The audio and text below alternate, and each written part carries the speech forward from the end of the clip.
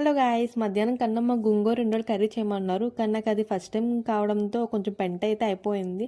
So evening మా sister కూడా వచ్చింది. ఇంకా నైట్ కుకింగ్ ప్రోగ్రామ్ అయితే ఏం పెట్టుకోకుండా సరదాగా స్ట్రీట్ ఫుడ్కి వెళ్ళాము. నాకు తెలిసినంత వరకు భీమవరంలో పెద్దగా ఫుడ్ కోర్ట్ అయితే ఏం లేదు. వీరంపాక్ దగ్గర స్ట్రీట్ స్టాల్స్ అయితే ఉంటాయి. నాకు ఇక్కడ ఆల్ టైమ్ ఫేవరెట్ మంచూరియా. ఇక్కడ వీడియో చూస్తుంటే బ్రో వాళ్ళు చాలా ఎగ్జైట్ అవ్వారు.